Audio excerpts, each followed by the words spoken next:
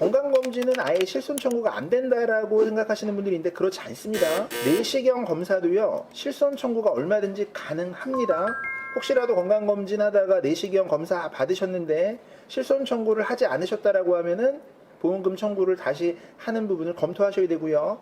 수술비나 암 진단비도 받을 수 있는 경우가 있으니 오늘 영상 끝까지 확인해 주시고 도움 많이 받아가세요. 좋아요 부탁드릴게요. 자, 실손 청구가 먼저 가능한 상황은 이걸 먼저 아셔야 돼요. 내가 몸에 증상이 있어서 소화가 너무 안 돼요. 왜 이렇게 자꾸 배탈이 나요? 배탈이 나요? 자, 이런 증상이 있어서 병원에 갔다. 의사한테 이제 초진으로 이야기를 하시겠죠. 진료 중에 의사가 검사를 권유한 경우는 이건 진단 목적입니다. 건강검진 목적이 아니에요. 진단 목적의 검사는 건강검진도 진단 목적의 의사가 권유한 검사, 내시경, 급여 항목이나 비급여 항목이나 실손 청구가 가능하다. 이렇게 말씀을 드릴게요. 반대로 아무 증상 없이 그냥 건강검진 하려고 내시경을 하면 실손 청구 대상은 아니지만 여기서 중요한 건 내시경을 하면 거의 대부분 폴립이 나오든 용종이 나오든 수면 내시경하고 깨니까 뭐 용종이 나왔어요. 이런 경험들이 많으실 텐데 이렇게 용종이나 선종이 나왔다면 이거는 건강검진으로 보는 게 아니에요. 이거 치료죠. 치료. 수술이죠. 그래서 실손도 청구할 수 있고 수술비도 청구할 수 있습니다. 그런데 진짜 보상의 고수들은 절대 하지 않는 게 있어요. 만약에 내시경 하다가 용종이 나왔다 그래가지고 수술비를 청구하는 것은 하수입니다. 하수.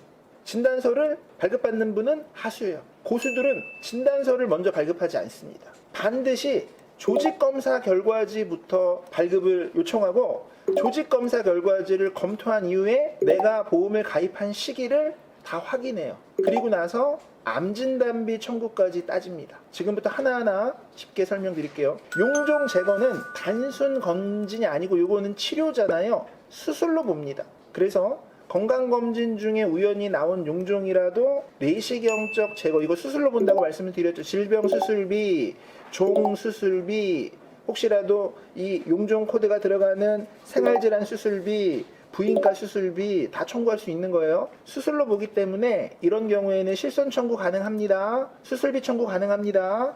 그러나 서두를 필요는 없습니다. 보험금을 청구하는 소멸시효는 3년이기 때문에 천천히 청구하셔도 전혀 문제는 안 됩니다. 자, 두 번째, 내시경을 했는데 용종이 나오신 게 용종이나 폴립이나 선종이나 근종이나 낭종이나 다 비슷한 거예요. 종양의 어떤 형태를 보고 표현을 신체 부위마다 다르게 표현을 할 뿐인 거지. 자, 고수들은 절대 지나치지 않고 암진단비 청구 가능성을 보는데 여기서 중요한 건요, 암이 아니에요. 암이 될 수도 있는 이형성증이었다. 그래도 여러분 암진단비 청구가 가능한 경우가 있어요. 암은 아니에요. 자, 지금부터 여러분 절대 내용을 놓치시면 안 됩니다. 쉽게 설명드릴게요. 자, 암에 대한 보험금을 지급받을 수 있는 그 기준은요, 조직검사 결과지에 있다고 설명을 드렸고요. 이 조직검사 결과지상에 나와 있는 그 종양의 형태가 있어요. 자, 만약에 용종을 제거하셨는데 저등급 성격이라면은 암으로 청구를 할 수가 없죠. 고등급 이형성증의 암이 될 수도 있는 선종을 제거하셨다라고 하면은 암 진단비를 청구할 수 있는 가능성이 있다라고 말씀을 드렸기 때문에 절대 진단서를 발급하시면 안 된다고 말씀을 드린 거예요. 조직검사 결과지부터 검토를 해야 된다라고 말씀을 드린 거예요.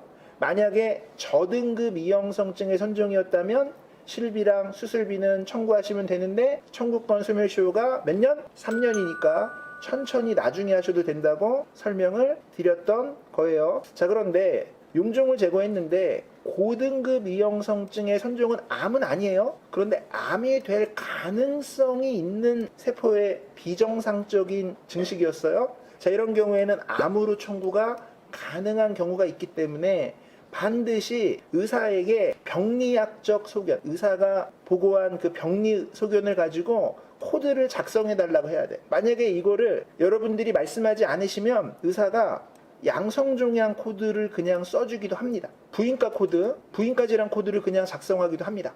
이랬을 때는요, 유사암이나 일반암이나 고액암이나 전혀 한 푼도 못 받게 돼요.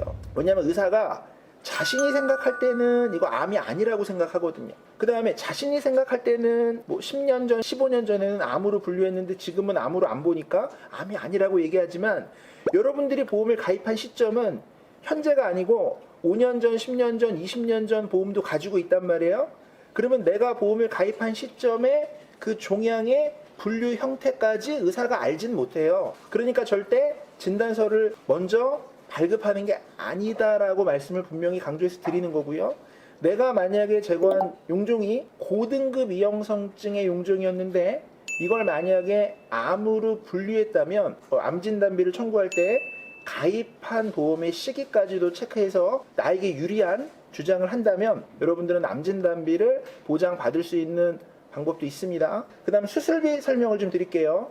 잘 몰라서 청구를 못 하시는 것들 중에 뭐가 있냐면 수술비가 종류가 다양해서 숨어 있거든요. 생명보험은 특약들을 다 설명해 놓지 않았기 때문에 하나의 주계약 그 안에 다 들어가 있거나 뭐 성인병 질환 이런 거에 다 숨어 있어요. 수술담보에 숨어 있습니다. 그래서 자 일단 종수술비 설명을 드리면 2008년 이전의 생명보험은 1,3종 수술비였기 때문에 용종 재고는 1종으로 청구를 하실 수가 있다. 이렇게 설명을 드리고요. 2008년 이후에 1호종 수술비는 용종 재고는 2종 수술비를 청구할 수 있다. 이렇게 설명드리고 그 다음에 특약마다 이게 숨어 있는데 질병 수술비나 여성질환 수술비나 이게 여성질환 보통 D코드가 숨어 있어요. 이렇게 숨어 있기 때문에 보험금이 뭐 한 30만원, 많게는 한 100만원 이렇게 숨어 있기 때문에 이런 거 다 특약마다 따져보셔야 되고요. 부인과 수술비도 여러분 숨어 있습니다. 수술비가 30만원, 50만원 이렇게 숨어 있고요.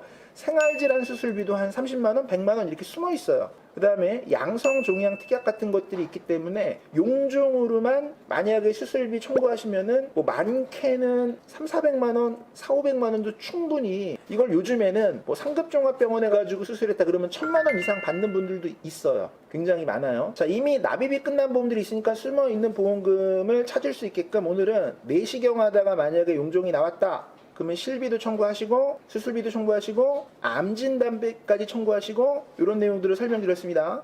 내가 만약에 뭐 어디가 증상이 있어요. 소화가 안 돼서 의사가 검사를 해봅시다 라고 만약에 이거 실비 청구돼요 라고 이야기를 들으셨다면 내시경 비용도 실비 청구하시면 됩니다. 그런데 단순히 건강검진하다가 용종이 나오면은 이거는 치료를 보기 때문에 수술로 간주합니다. 실비나 수술비나 다 청구할 수 있다. 이렇게 정리해 드리고요. 만약에 그 종양의 형태를 봤는데 암이 될 수도 있는 고등급 이형성증의 세포에 비정상적인 변형이 있었다면 암진단비를 청구할 수 있는데 이때 중요한 건 조직검사 결과지를 먼저 검토하고 그 종양의 형태를 제자리암으로 볼 것이냐 일반암으로 볼 것이냐 고액암으로 볼 것이냐 이게 여러분들이 가입하신 암 특약에 따라 다른데요. 요거를 확인한 다음에 약관상에 KCD라고 하는 질병 분류 코드가 있거든요.